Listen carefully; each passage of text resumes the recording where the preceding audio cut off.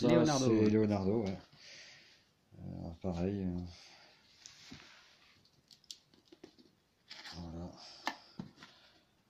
Donc tu me disais que les cartons, là, quand c'est recyclé, c'est quand tu as des... Voilà, alors la matière recyclée, on la voit avec les leasing en fait, sur les Voilà. cartons. Donc quand tu vois que ça fait des stries, c'est que c'est du recyclé. C'est du recyclé, ouais, généralement, ouais, c'est du carton recyclé. Donc c'est un carton qui est, Donc c'est qui moins supporte, cher.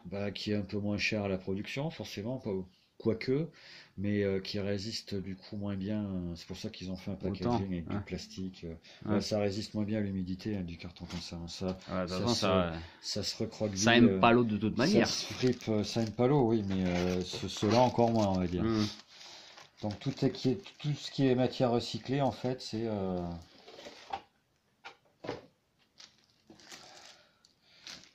Leonardo avec son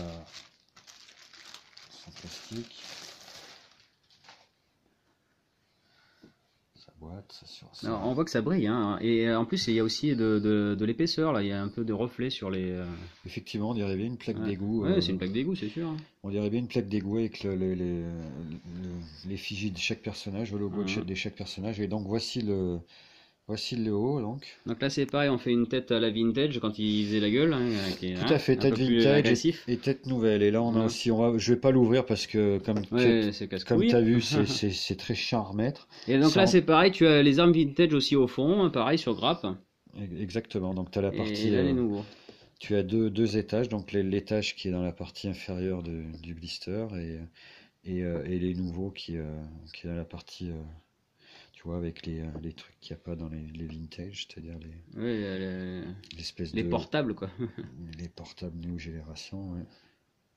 Donc voilà, ils ont fait une petite fusion rétro et nouveau qui est tout en gardant l'aspect vintage, hein, c'est ce qui est quand même assez impressionnant. Donc ils sont très intuitifs au niveau, ils Et sont les couleurs vintage aussi pour la peau des absolument, tortues. ils Les sont quatre tortues n'ont pas la peau de la même couleur, hein. Super 7 sont quand même connaisseurs, étudient quand même ou étudient bien les produits qu'ils conçoivent. Donc ils font des produits de très très haute qualité, ça, ils font du jouet collector, d'adulte collector, ça c'est indéniable. Après, ce qu'on peut leur reprocher, c'est le coût final des articles, mais je pense il y a déjà un coût au niveau de la fabrication, donc la taille aussi des figurines, qui est quand même l'utilisation du plastique qui est quand même un peu plus constant. Donc, je pense pas qu'il y ait une perte de qualité pour la matière plastique. On voit que le plastique est de très haute qualité, hein. Il n'y a pas de déformation ni de racolage au niveau du plastique. C'est bien travaillé. Les sculptures sont très bien faites. Donc voilà, ça mérite quand même ce prix-là. Après, espérons que la tendance du jouet collector va pas un petit peu s'envoler et ces figurines-là vont pas se retrouver à 200 ou 300 euros d'ici 2 ans. Ça m'étonnerait pas du tout. Ouais, j'en suis sûr, même. C'est un peu problématique, c'est qu'il n'y en a pas assez de fêtes.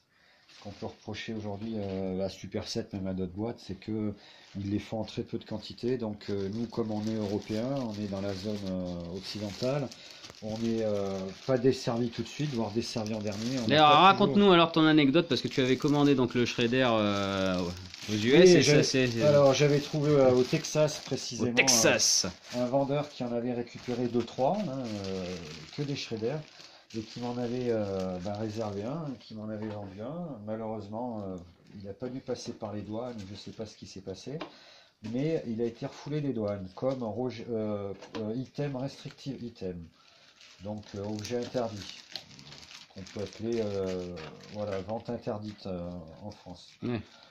Un jouet. En gros, ils t'ont fait comme si ils étaient tombés sur un truc de drogue, quoi. Un sac de crack, Voilà. un sac de poudre d'ange. Voilà, Et encore, je crois que ça passerait même plus facilement. va savoir. Parce que, oui, oui.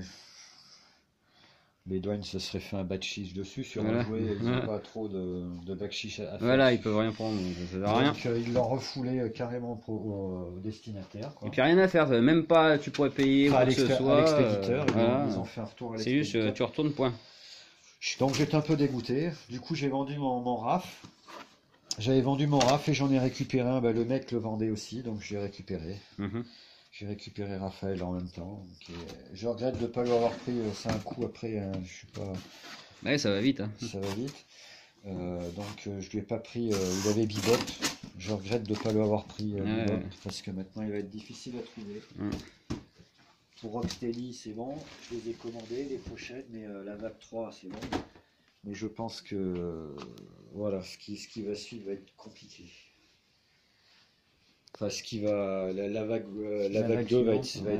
être difficile à répertorier, notamment les figurines qui sont sorties Bebop. Il y a Metal Head, Mugman, je crois. Ou attends, c'est pas Mugman, c'est l'espèce d'homme poubelle là. Si, c'est ça, hein. Ouais, je sais pas son nom, alors je peux pas te dire. Enfin, Ouais, des figurines insignifiantes par rapport à la série même. ouais, ouais. Voilà. Ok.